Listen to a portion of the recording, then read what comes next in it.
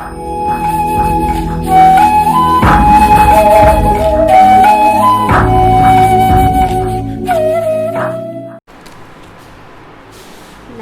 जी सभी को। आज मैं ले आई हूँ अपना अगला lecture Maxwell Boltzmann statistical physics पे। लास्ट लेक्चर रहेगा ये इस सीक्वेंस के अंदर।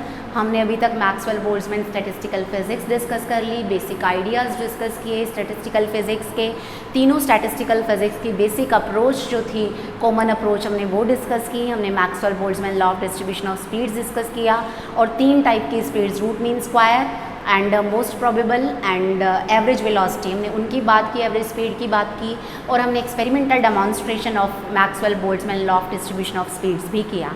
कई बार आपको ये पूछ लिया जाता है what is the justification in applying एम्बिस्टैट टू आइडियल गैस, कि आइडियल गैस के ऊपर ही हम एम्बिस्टैट को इम्प्लीमेंट क्यों करते हैं, what is the logic behind implementing this. क्योंकि मैक्सवेल बोल्ट्जमैन स्टैटिस्टिकल फिजिक्स एक क्लासिकल स्टैटिस्टिकल फिजिक्स है and a system of ideal gas molecules under ordinary conditions of temperature and pressure is governed bye classical mechanics. So in classical statistics we use and we treat the particles as distinguishable, but according to kinetic theory of gases, molecules of the gas are exactly identical. हमें ये पता है कि kinetic theory ये कहती है कि सारे के सारे मॉलिक्यूल्स आइडेंटिकल हैं, और क्लासिकल में हम बोलते हैं कि पार्टिकल्स डिस्टिंग्विशेबल हैं. अब बात वहीं पे सारी की सारी आकर घूम जाती है कि आइडेंटिकल पार्टिकल्स को आप लोग डिस्टिंग्विशेबल किस तरीके से मानेंगे. So how are we justifying in using the classical statistics in ideal gas molecules.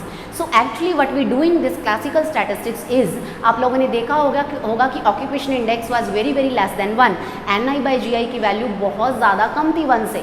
इसका मतलब क्या था कि number of particles are very less than number of cells. हमारे पास स्टैटिस्टिकल फिजिक्स के अंदर, क्लासिकल स्टैट के अंदर there is no limit on the size of cell, कि आपने स्पेस को जो छोटी से छोटी साइज सेल के अंदर डिवाइड किया, उस सेल के साइज़ के ऊपर कोई भी रिस्ट्रिक्शन आपके ऊपर नहीं लगी हुई. आप उसका साइज़ जितना मर्जी चाहे उतना छोटा ले सकते हैं. आपका मन है भैया मैं तो 0.1 लूँगा, आप ले सकते हैं. So any size you can consider the cell of size as small as you desire. आप जितना छोटा सोच सकते हैं उतना छोटा मान लीजिए. अब ये तो हमारे हाथ में ही है, तो हम क्या करेंगे, हम अपनी सेल को इतना ज़्यादा छोटा कर देंगे कि या तो उसके अंदर एक पार्टिकल ही आए या कोई भी पार्टिकल ना आए. तो उससे क्या होगा, उस सेल को एक नंबर दे देंगे जिसके अंदर पार्टिकल प्रेजेंट है, तो पार्टिकल को उसकी सेल के नंबर से पहचान लिया जाएगा. जैसे मैंने पहले भी बात कही थी एक बार किसी पुराने लेक्चर के अंदर, कि मान लीजिए आपके पास 6 या 7 चेयर्स हैं, उन 6-7 चेयर्स पे 6 और 7 क्लोन्स बैठे हुए हैं आपके. You are unable to distinguish कि रियल कौन है और क्लोन कौन सा है. अब मुझे इनको कैटेगराइज करना है, मुझे आइडेंटिफाई करना है. मैं कहूँगी कि ये फर्स्ट वन है, ये सेकंड है, ये थर्ड है. मैं क्या करूँगी, उनको एक एक चेयर पे बिठा दूंगी और उस चेयर की मार्किंग कर दूंगी कि ये चेयर फर्स्ट है, ये चेयर सेकंड है, ये चेयर थर्ड है, ये चेयर फोर्थ है. तो इसी तरीके से यहाँ पे वो चेयर्स क्या हो जाएंगी, सेल्स. हम उन सेल्स के अंदर पार्टिकल्स को डाल देंगे और वो सेल इतनी छोटी करेंगे कि या तो एक पार्टिकल आए या कोई भी पार्टिकल ना आए. तो in this way we can use classical statistical physics in the case of ideal gas molecules which are identical. So we are fully justified by considering cell size very small such that it may contain either one particle or none, so that the number of cell can be used as recognition of particle. Number of cell को हम particle की पहचान बनाकर use कर सकते हैं. So in this way we are justified in applying ambistat to ideal gas. तो ये हो गया काम उसका. एक प्रॉमिस मैंने और किया था कि मैं RMS स्पीड का कॉन्सेप्ट ज़रूर एक्सप्लेन करूँगी कि उसके पीछे लॉजिक क्या. आपके पास मोस्ट प्रोबेबल स्पीड थी, आप एवरेज कैलकुलेट कर पा रहे थे, then why did you consider RMS. Actual में क्या होता है कि अगर आप वेलोसिटी की बात करें, velocity is a vector quantity. ये वैल्यू -1 भी ले सकती है, -2 भी ले सकती है, 3 भी ले सकती है, 2 भी ले सकती है, 1 भी ले सकती है. सपोज ये वाली वैल्यूज़ मेरे पास वेलोसिटीज़ की हैं and I ask you to take their average. अब वेलोसिटी है, वेलोसिटी का एवरेज लेने के लिए आप लोग क्या करेंगे, ऊपर वेक्टर सम लेंगे और नीचे आप लोग क्या कर देंगे, उससे divide. So you will take -1 -2 +3 +2 1 divided by 5. क्या आएगा एवरेज ढंग से, ये दो चीज़ें तो सब्ट्रैक्ट हो जाएंगी बीच में से आके. सो दैट इज़ वाई हमें इस नेगेटिविटी को ख़त्म करना है. उसका तरीका मेरे पास क्या है, आज फिर से चौक गिर रहा है बार बार. उसका तरीका मेरे पास क्या है कि इस नेगेटिविटी को मैं ख़त्म कर दूँ. इसका अब इन दोनों का स्क्वायर किया, ये बेचारे नाराज़ हो जाएंगे कि इनका स्क्वायर क्यों नहीं किया, तो हमें इनका भी स्क्वायर करना पड़ेगा. फिर कोई मेरे जैसा आके कह देगा जी ये क्या बात हुई, आपने तो स्क्वायर का एवरेज ले लिया, तो इस स्क्वायर का हम क्या कर देंगे, रूट ले देंगे. तो ये हमारे पास आ जाती है RMS, root mean square. VRMS। हमने पहले स्क्वायर्स लिया, फिर मीन किया, फिर रूट किया, मतलब जो नेगेटिविटी थी हमने उसको ख़त्म कर दिया। So in this way we can take exact value of average. हम एग्जैक्ट एवरेज तक आने की कोशिश करती हैं by using the concept of RMS speed. तो ये छोटी छोटी चीज़ें रह गई थी डिस्कस होनी। उसके बाद मैंने जैसे कहा था कि हम अपने किए हुए आर्टिकल्स के साथ रिलेटेड न्यूमेरिकल्स करेंगे, तो मैं बुक लेकर आई हूँ आज अपने साथ। सो our first numerical is find the number of phase space cells in energy interval. Find the number of phase space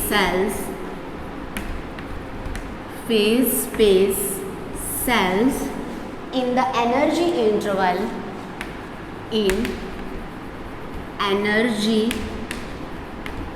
interval E and E plus DE। इस चैप्टर की ये खासियत है कि इसका जो बहुत लंबा आर्टिकल, बहुत लंबा टॉपिक हम करके आए हैं, उसी को तोड़ तोड़ के मरोड़ के आपको एग्जामिनेशन में पूछ लिया जाता है और आप कंफ्यूज हो जाते हैं कि पता नहीं क्या पूछ लिया। ये हमने एम्बी डिस्ट्रीब्यूशन लॉ के अंदर किया था फाइंड आउट। आपसे क्या पूछा गया है? Find the number of phase space cells. आप number of phase space cells आपको फाइंड आउट करनी है। GP/DP तो फाइंड आउट करना है। GP क्या था? Number of phase space cells. कहाँ पे? एनर्जी इंटरवल में दे दिया, बस इतनी गड़बड़ कर दी कि GE/DE आपको फाइंड आउट करना है। हम GP/DP करके आ चुके हैं, उसको GE/DE में कन्वर्ट कर दीजिए, दैट्स इट, आपका काम हो गया।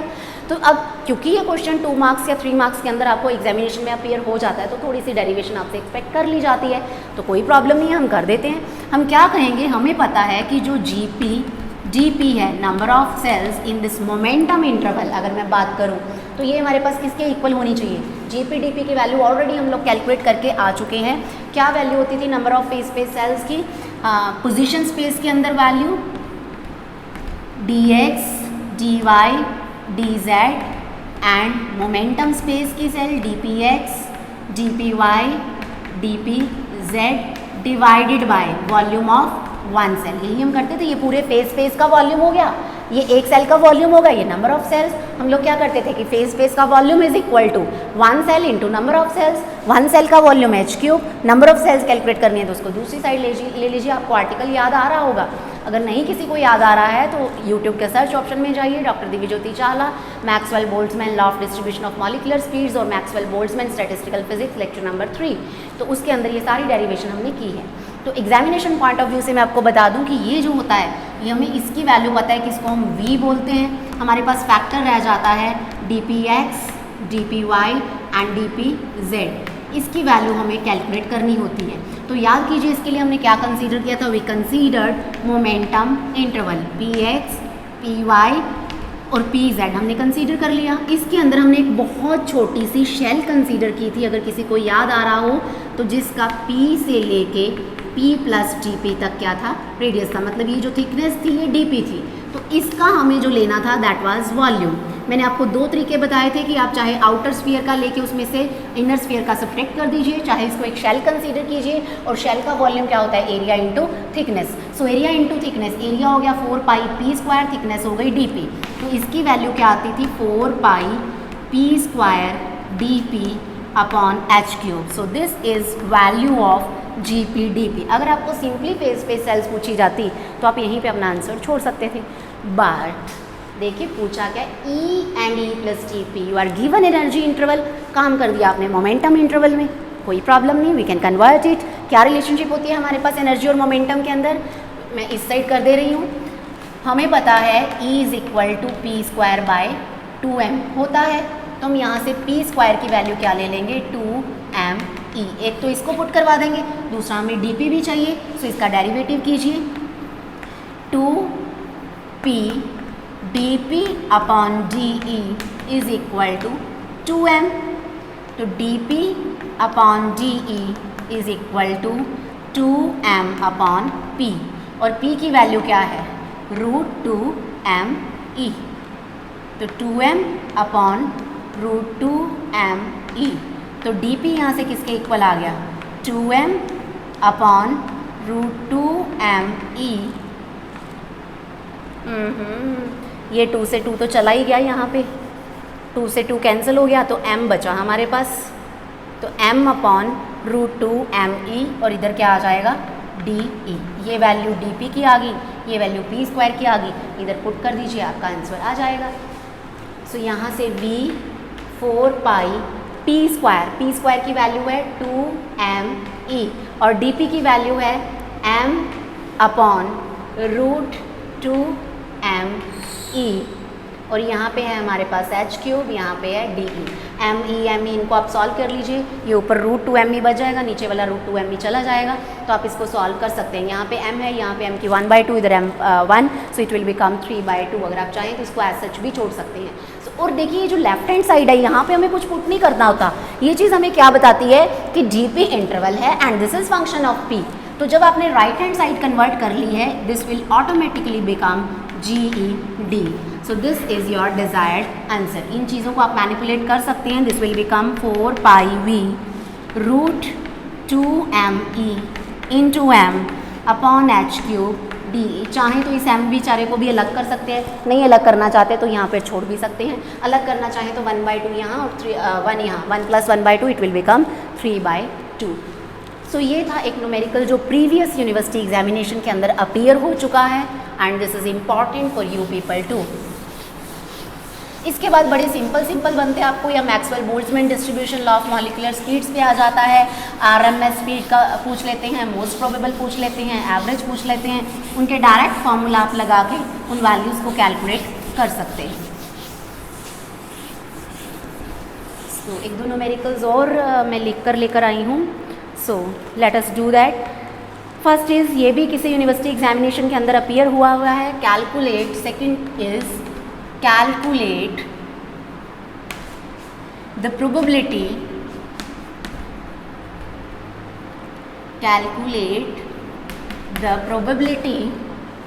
That speed of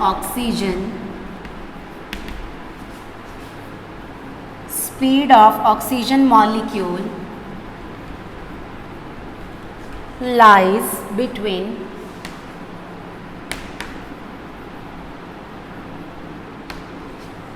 100 and 101 meters per second at 200 Kelvin। देखिए जब भी स्पीड्स की बात आ गई, इट मीन्स हमें क्या यूज़ करना पड़ेगा, we will be using Maxwell Boltzmann law of distribution of molecular speeds.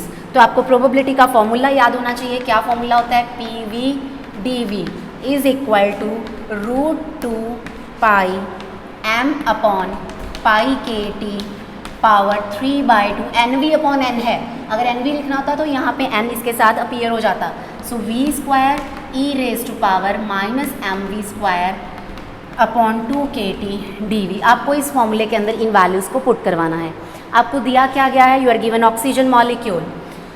So since you are given molecular weight of oxygen, आपको पता है molecular weight of O2 m, ये किसके इक्वल होता है, 32 × 10⁻³ किलोग्राम, राइट। मॉलिक्यूल है, ध्यान से आपको एग्जामिनेशन में ध्यान रखना है कि आपको एटम कहा गया है कि molecule. If it is molecule it is O2, तो भूलना नहीं है। 32 ग्राम्स है तो 32 × 10⁻³ kilogram.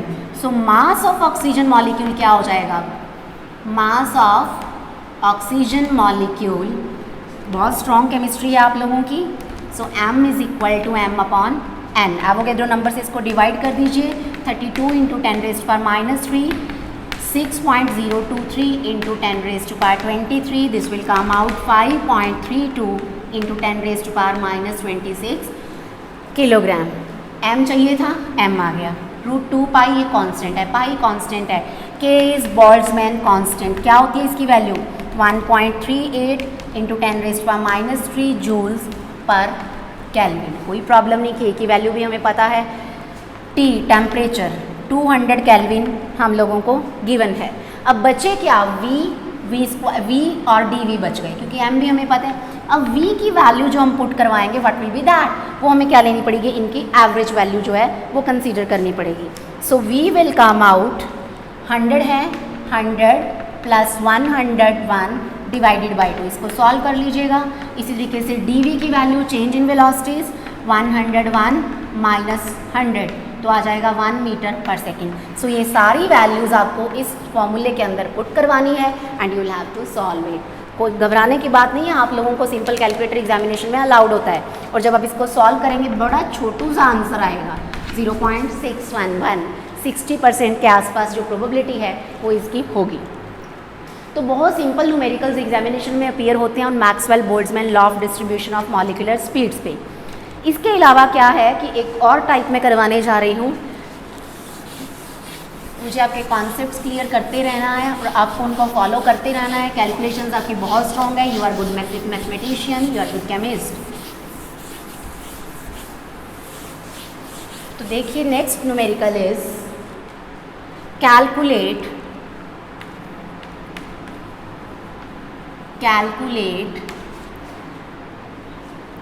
Most probable average and RMS speed. तो मैं इनको सिंबल्स में लिख देती हूँ, most probable, average and RMS speed तीनों कैलकुलेट करने को कह दी।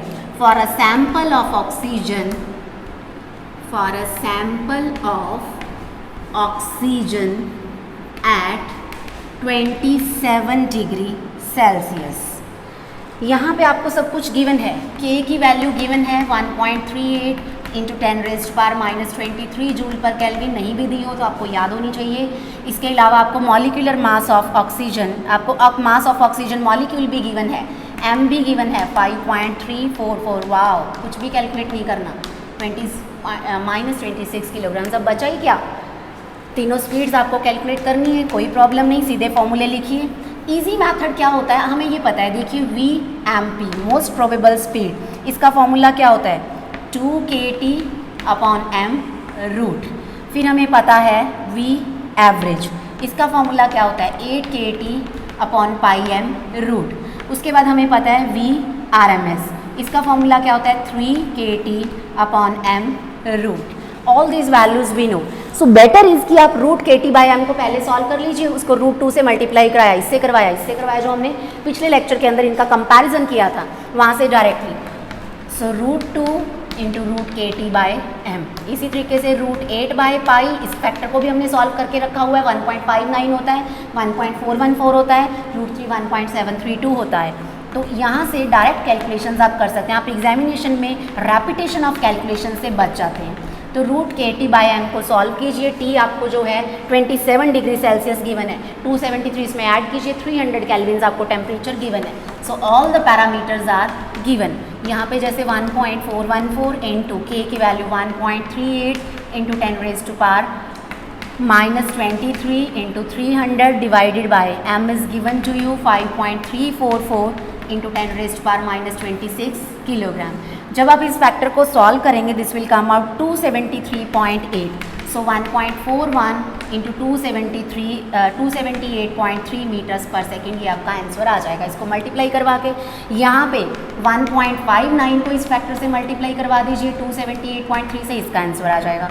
1.732 से इसको मल्टीप्लाई करवा दीजिए, इसका आंसर आ जाएगा। So in this way very simple numericals इस एक टॉपिक्स पे एग्जामिनेशन में आपको अपीयर हो जाते हैं। अगर किसी को कुछ लगता है कि इसके अलावा और न्यूमेरिकल्स जो हैं वी कैन डू, या आप लोगों की प्रॉब्लम्स हैं आप नहीं सॉल्व कर पा रहे हैं, आप लोग कमेंट सेक्शन के अंदर जाइए और आप लोग मुझे पर्सनली कॉन्टैक्ट कर सकते हैं, मैं उसकी भी वीडियोज़ ले आऊँगी। Thank you so